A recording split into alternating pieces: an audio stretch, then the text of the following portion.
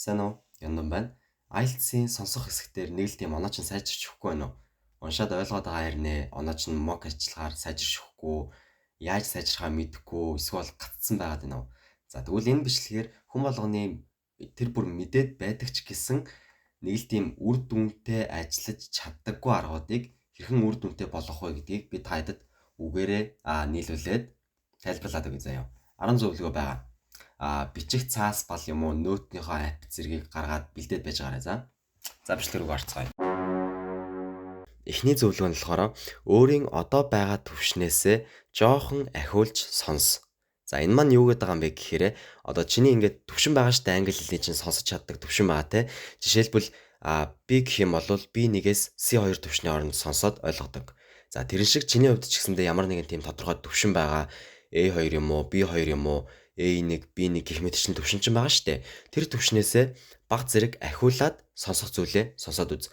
Жишээлбэл чи B1 төвшөнд байлаа гэхэд ахиулаад C2 төвшөнд сонсоод үз. Сонсож байгаа материалуудаа яах юм бэ гэхээр энэ маань яг чиний сонсголыг сунгаж байгаа юмтай адилхан. За сонголтын тасгал гэж байдаг штэ. Чи ингээд өөрийгөө сунгах тусам илүү ингээд сундаг тийм үү? За жоохон сонин хэлчлээ. Гэхдээ тэгдэг. Яагаад гэх юм бол яг л зүгээр чаддаг зүйлээ л хийгээд тах юм бол чи сайжрахгүй. Харин яг чаддгаасаа жоохон давуулаад хийх юм бол тэр төвшөндөө очих магадлал чинь үнэхээр ихсээ явчихна гэсэн үг. За жишээлбэл хит амархан чаддаг зүйлээ сонсоод байвал нэгэн хэвийн сайжрахгүй ядаргаатай тийм үү. Харин хит хэцүү, хит чадахгүй зүйлээ сонсоодох юм бол бухимдан тийм үү яг ингээ юуг нь ч ойлгож чадахгүй бухимдалтай байна. Тэгэхээр sweet spot гэж байдаг штэ яг орчуулгаар жоон тэнийг юм да нэг тийм яг таарсан дундын цэг олоод өөрийн төвшнээсээ баг зэрэг дээгүр төвшөнд сонсож хэвших хэрэгтэй. Хоёрт нь гэх юм бол сонсох дасгал дээр ямар зүйл орж ирэхийг таамаглах. За таамаглах нь IELTS-ийн дасгал дээр ерөнхийдөө л баг чиний бүр ингээд 100% хийж чаддаг зүйл чинь анханасаа байх ёстой. Яагаад вэ гэх юм бол байна штэ. Таамаглаж сонсснороо чиний тархич нь чиний чихийг яг идэвхтэйгээр сонсохын тулд хүчлэж байдаг. Жишээлбэл тухайн дасгалынхаа өмнө цаг ирдэг штэ 30 секунд юм уу 1 минут 50 цаг ирдэг асуулт унших. За тэр асуултуудыг нь уншаад ямар сэдв орж ирэх юм? Хин гэдэг хүн байх юм? Ямар аялга байж магадгүй юм шиг байна. За бүр ингэ нэрнээс нь хамаарат гараад ирж болно штэ. Ямар төрлийн үгнүүд ашиглагдаж болох юм шиг байна. Гих зэргийг таамаглах хэрэгтэй чадхаараа. Зөвхөн асуултаа уншаад өнгөрөх биш. Яг ямар аялга байна, ямар үг орж ирж магадгүй юм шиг байна. Гих мэтчлэн бүх зүйлийг таамагласнараа саялсанчлан чиний тарих, чиний чихийг яг идэвхтэйгээр сонсохын тулд за энэ ийм байх юм шүү гэж сонсохын тулд хүчлэж байдаг. Гуравт нь гэх юм бол заяа synonym гэж байдаг штэ. Ижил утгатай үгс буюу synonym болон paraphrase гэж байдаг. Synonym буюу paraphrase ижил утгатай үгс шүү. Заяа тогтоогоод аваарай. За IELTS-ийн дасгал дээр та нар ихэнхийг чинь би мэдчихин заяа яг ингээд уншсан асуултан дээр уншсан үгээ хайгаад байдаг. Энэ маань буруу байхгүй юу? Яагаад гэвэл ихэнх алдаанууд ханаас гарч ирдэг вэ гэхээр сонсох хэсэгтэр штэ. Ихэнх алдаанууд ханаас гарч ирдэг вэ гэхээр яг уншсан үгээ асуултнаасаа ингээд сонсож байгаа дасгалаасаа хүлээгээд алдчихад идэг. Гэхдээ IELTS чинь өөрөө ижил утгатай үгсээр бүр ингээд тоглолцдог штэ. За энэ дээр яаж бэлтгэх юм бэ гэхээр ижил утгатай үгсийг сайн бэлдээ цээжлээдээ. Нэг үг уншлаа гэхэд заавал тэрний 2-оос 3 ижил утгатай үгсийг цээжл. За өргөө хэрэглэнэ.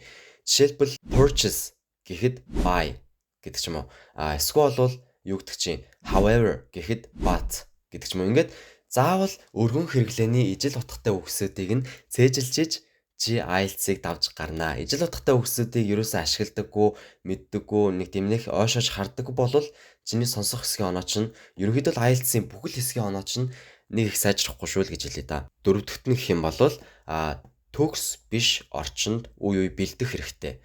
За төгс биш орчин гэж би яг юу солиороод байна гэж гэхээр байна штэ. Ардаа чимээтэй ч юм уу, эсвэл бол саад дотгортой ч юм уу, тиймэрхүү нөхцөлд чи бэлдэж дасах хэрэгтэй. Зөвхөн ингээл хэвээр. За би хичээлээ хийж юмстай. Бүх юм чимээгүй байх хэвээр. Манай гэрийнхэн дугуй бол манай муур нохоо дугуй бол бүгд дугуй байх хэвээр. Би чимээгүй орчин төвлөрөх хэвээр. Гээд ах юм бол чиний тархич нь эрхэлчихнэ гэсэн үг. Эрх болчихно. За ингэж ярьдаггүй л дээ бид нар гэхдээ яг тэр орчиндөө дасчнаа л гэж хэлээд байгаа гэсэн үг би. Тэгэх юм бол юу гэсэн үг бах нь? Дараа нь ингээд яг шалгалтаа жинхэнэ өгж идэг жоохон ингээд арын чимээ гараад ирэх юм бол чи төвлөрч чадах болж байгаа байхгүй юу? Тэгэхээр яах хэрэгтэй вэ гэхээр ардаа чимээтэй үед ч юм уу эсвэл бол дасгалч нь ингээд саад дотор ихтэй байх ч юм уу тийм төгс биш орчин нөхцөлд бэлдэж өөрийнхөө тархигч төр өөрийгөө ч төр дасгах хэрэгтэй. Ерөнхийдөө л стресс дор бэлдэж дасгах хэрэгтэй гэдэг байгаа гэсэн үг байхгүй юу? Тавтан заяа. Тавт нь тэмдэглэл хөтөлгөө сайжруул. За энэ дээр юу гэсэн үг вэ гэхээр тэмдэглэл хөтөлгөөийг хүн болгон л чадна тийм үү? Чи бодож магадгүй бүрдээ яндаа юу яриад байгаа юм бэ? Би бичиж чадна, би хуулж бичиж чадна гэд. Гэхдээ тэмдэглэх хөтлөл гэдэг нь хуулж бичих гэдэгтэй огтхон ч адилгүй. Бүр шал ондоо хоёр зүйл заяа. Хуулж бичих гэдэг маань ерөөдөө зүгээр байгаа мэдээллийг хуулаад, хулбарлаад, copy paste хийхийг хэлж байгаа. Харин тэмдэглэл хөтлөх гэдэг маань чи өөртөө ойлгомжтойгоор тухайн мэдээллийг яаж чамд ойлгомжтой байна, яаж чамд хурдан effective буюу үр дүнтэй байгаагаар өөртөө ингэж буулгаж авахыг хэлж байгаа. За жишээлбэл ингээд сонсож байхад мэдээж олон санаанууд явж идэг. Хариултууд чинь яг энд байгаа юм шиг эсвэл тэнд байгаа юм шиг үе зөндөө байж идэг. Тэм үед үгнүүдийг товчилж бичиж сурах хэрэгтэй. Жишээлбэл resident гэдэг үгийг res гэдэг ч юм уу.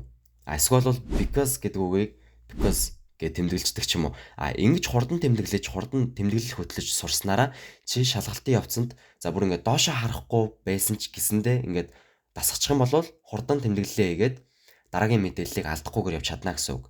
Зарим хүмүүсийн алдаа нь хаана гарч ирээд байдаг вэ гэхээр тэмдэглэл хөтлөхтөө анхаарад эсвэл бол яг сонсохдоо анхаарад нэгийг нь алдаад байдаг.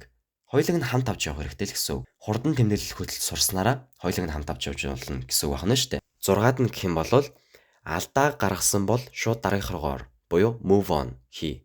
За move on хийн гэдэг нь мэдээж яг сая хэллээ шүү дээ тий. Дараагийнх руугаа орох хэрэгтэй. За IELTS-ийн сонсох хэсэг. За ихэнх хэсэг нь угаасаа яг ингээд нэг хариугаа чи алдсан бол шууд үргэлжлээл явцдаг. Цаг хугацаа чамайг хүлээхгүй, IELTS бас чамайг хүлээхгүй. Тэрнтэй адилхан нэг алдаа гаргацсан эсвэл нэг зүйлийг алдсан, нэг зүйлийг барьж авч чадаагүй болвол шууд л зүгээр орхиол дараагийнх руу орох хэрэгтэй. Учир нь чи нэг алдсныгаа ингээд таах гад ингээд оролдоод бүлтгэнээд суугаад байхад чинь дараагийн 3 зүйлс яваад өнгөрчих боломжтой байхгүй юу? Тэгснээрээ чи юу гэсэн үг байна вэ? Нэг алдаагаа ингээд засах гэж сууснараа 3 нэмэлт алдаа гаргах боломжтой гэсэн үг. Тиймээс нэг алдаа гаргасан бол битгий сандар. Дараагийнх руугаа ор. Тэгээд бүр дууссан хойно эргээд ир. Таахад мэдээж чи 4-тэй байна штэ, тэ? Дараагийнх нь буюу 7-дахь нь маш олон акцент буюу аялгуудыг сонсож гэвш. За энэ бүр ингээд exposure гэдэг зүйл байгаа. За өөрийгөө тэнд ингээд гаргаад өөрийгөө ингээд бусдад нээлттэй байлгана. Өөрийгөө босод зүйлс нээлттэй байлгана гэсэн үг шүү дээ. Exposure гэдэг зүйл маань амар бүр ингээд дотоо үнэлэгдсэн зүйл байхгүй юу? За би өөрөө ч бараг тэгжсэн заяа. Чамгаас тэгэхээр тэгжиж маадгүй гэж бодож байна. Ганцхан акцентаар өөрийгөө бэлдээд байдаг. Юу гэдэг чинь ганцхан British аялгаар ч юм уу те, ганцхан Америкийн Лондоны аялгаар ч юм уу те. Тэрх нь яагаад алдаатай вэ, буруу вэ гэхээр IELTS-ийн шалгалт чинь өөрөө сонсох хэсэг нь ганц аялгаар ирдэггүй байхгүй юу? Тийм учраас newspaper мэдээ сонс, article-уудыг үз, юу гэдгийг подкастууд сонс, хүмүүсийн бичлэгийг үз. Олон аялгатай хүмүүсийг сонсож хөвшснээрээ чи тэднэрт дасаж эхэлнэ тийм үү? Дасаж эхэлснээрээ шалгалтын өдөр яг шалгалтаа авч явахдаа чи vulnerable байхгүй гэсэн үг байхгүй юу? Vulnerable гэдэг чинь өөрөө эмзэг халтлагад өртөмтгий амархан гимтдэг л гэсэн үг шүү дээ. Тэгэхээр чи яг юу гэсэн үг байна вэ? Ганцхан аялгаар бэлдээдэвэл бусад аялганд ороод ирэхэд амар vulnerable байна те. Эсвэл бол олон аялгаар бэлдээд байхад тэдраас нэг нь орж ирэхэд яг бүдэг бадагхан ч гэсэндээ санаж ивэл эн чинь нэг иймэрхүү штэ гэд гадарлах байхгүй ядаж яг юу ч мэдэхгүй байснаас ядаж жоохон ч гэсэндээ мэдчихсэн дээр тэгэхээр төгсч биш гэсэндээ олон аялгуудаар өөрийгөө дасгаж сонсож сурах. 8 дахь нь сүлд дасгалыг чинь за сонсох хэсгийн сүлд ингээд 10 минут өгдөг штэ. Яг ингээд асуултын хариултуудыг хариултын хуудас руу шилжүүлэх 10 минут гэж байдаг те. Хэрвээ чи цас өргөж байгаа штэ. За тэр хугацааг ухаалгаар ашигладаг хөө. Ямар ууртай ажиллаа. За яагаад юм бэ гэхээр ихэнх хүмүүс зүгээр л ингээд асуултаа за яг над шиг хүмүүс л байхгүй би яг тэгдэг байхгүй. Асуултынхаа хариултуудыг ингээд хариултын хуудас руу биччихээд гүлийгөө суугаад идэг. Яг юу ч хийгээд байгаа юм те алдаа угаасаа олохгүй байх гэж боддог юм шиг байна. Би яг тэгдэг байхгүй. Яах хэрэгтэй вэ гэхээр өгнүүдийнхээ алдааг хар. Хичнээн мэддэг үг чинь байсан ч гэсэндээ чи алдаа гаргаж болно чи төгс биш. Тийм учраас өгнүүдийнхээ алдааг хар. Дараагаар нь grammar, spell check юу гэдгийг. Ерөнхийдөө л article гэх мэтчлэн бүх зүйлсийнхаа алдааг нэг шалга бүр хугацаа дуустал дахин шалга. Хичнээн жижигхэн алдааг зассан ч гэсэндээ тэр чин чамд 1-2 оноо аваад ирж болно. Тэр 1-2 оноо ч наадтай байвал чиний оноог 40 давуулчих юм бол жишээлбэл 35 40 давуулчих юм бол band score ч нэмэх магадaltaй. Тэгэхээр хичнээн жижиг алдаа байсан ч гэсэндээ чиний оноог band score-оор өсгөж эсвэл бууцлагаж болох боломжтой учраас алдаануудаа дахин шалга. Тэр эцсийн 10 минут бол алт шүү заяа. Яг зөвхөн хуудасныхаа хариултуудыг шилжүүлчихлээгээд чиний бүх их ёстой юм чинь дууссан гэсэн үг биш. Чи төгс биш учраас алдаануудаа дахин шалга. За дараагаар нь буюу 9-дүгээрт нь даган дуурай. За энэ болохоор бэлтэж явах явцдаа шүү заяа. Бэлтэж явах явцдаа чи мэдээж ингээд сонсон штэ, сонсох тасгал. Тэгж сонсож явах явцдаа юу гэдэг чи ингээд 10 секунд тутам юм уу нэг өгүүлбэр тутам ингээд зогсоож жагаад давтаж хэлээдээ. Одоо зөвхөн давтаж хэлэх гэхээсээ илүү бас хаана стресс нь байна, хаана inflection байна гэдэг зүйлсүүдийг даган дуурайж хэл. За энэ нөгөө нэг stress inflection гэдэг нь зүгээр л яг хаана өргөлттэй байна, хаана удаашарч сунгагдчихин л гэдэг байгаа шүү заяа.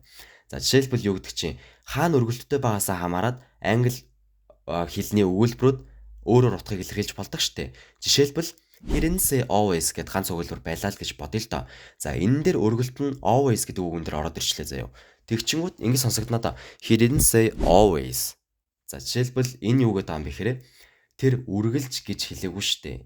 Тэр байнга тэгдэг гэж хэлээгүй гэдэг. Ингээ байнга гэдэг үгэн дээр яг өргөлт аваад чухалчлаад байна тийм үү. За эсвэл бол he didn't say always гэд say гэдэг үгэн дээр яг өргөлт авчих юм бол тэр үргэлж гэж хэлээгүй штэ. Юу гэдэг чинь хэлээгүй өөр маягаар ингээ илэрхийлсэн байх нь те. Эхнийх нь болохоор he didn't say always гэдэг нь яг тэр үргэлж гэж хэлээгүй штэ. Тэгэхээр тэр үргэлж биш хаяатаа ч юм уу гэж хэлсэн ингээд хэлээд байгаа байхгүй. За эсвэл бол өөрөөр he didn't say always гэх юм бол тэгдэггүй хэлээгүй штэ гэдэг дээр өргөлт аваад байна те. Тэгэх юм бол яг хэлсэн болчиход байгаа байхгүй. He didn't say always гэд he didn't say always. Тэр байнга гэж хэлээгүй штэ. Яг тэгээгүй гэдэг дээр өргөлт аваад байгаа байхгүй. Эсвэл бол дараагаар нь he гэдэг дээр нь өргөлт авчих юм бол he didn't say always гэдэг ч юм бол яг тэр эрэхтэй байнга гэж хэлээгүй штэ гэд өөр нэг хүн өөр эмэгтэй ч юм уу хүн ингээд байнга гэж хэлээгүй болчиход байгаа байхгүй. Ерөнхийдөө нэг юм өргөлт хаана аваас хамаарат утгууд нь өөрчлөгддөг. Бас хаана сунгагдаж уртсаж байгаас хамаарат бас утга нь баг зэрэг өөрчлөгдөд байдаг учраас яг даган дуурайж хэлэх нь чамд энэ дээр тусалнаа гэсэн үг шүү заяа. За 10 дахь нь буюу хамгийн сүүлийн зөвлөгөө нь алдаанууд дээрээ гүн гүнзгийгээр ажил. За жоохон эвгүүгээр хэлчлээ те. Гэхдээ алдаан дээрээ төвлөрч ажиллаа л гэсэн үг штэ. Юу гэдэг чинь заавал ингээд бэлтгэл хийж дуусныхаа дараа болгон дээр заавал алдаануудаа дахиж сөхөж харах хэрэгтэй. Тэгжиж дахиж алдаа гарч ирэх юм бол алдаатай чинь төстэй дасгал орж ирэх юм бол чи алдах магадлал буурна. Юу гэдэг чинь миний анхаарал төвлөрөөгүй байсан уу энэ асуултан дээр би буруу таамагласан уу? Би энэ зүйлийг сонсож чадаагүй байсан уу? Гэдэг ч юм уу яагаад алдсан бэ гэдэг шалтгаанаа бод алдаагаа засах дээрээ бас анхаарах хэрэгтэй. Ингэснээрээ дараа чи алдаанууд орж ирэхэд сая хэлсэнчлэн чиний алдаах магадлал багаснаа. За ингээд IELTS-ийн сонсох хэсэг дээр оноогоо өсгөх хүн болгоны мэдээд байдаг ч гэсэндээ үр дүнтэй гэж боддоггүй, хэрэгжүүлдэггүй зөвлөгөөнүүд энд байлаа. Тэгээд хэрвээ чи IELTS-ийн ажиллагаатаа өгч байгаа бол энэ 10 зөвлөгөөг заавалчгүй хэрэгжүүлээрэй. Өгөхгүй ч гэсэндээ сонсох чадвараа сайжруулмаар байгаа бол бас чамд хэрэг болно шүү за. За ингээд бичлэг энэ нүрээд өндөрлж байна. Хамт байсан баярлалаа. За тэгээд IELTS-ийн бичих хэсэг дээр бас би бичлэг хийсэн байгаа. Үзээрэй за. Баяр таа.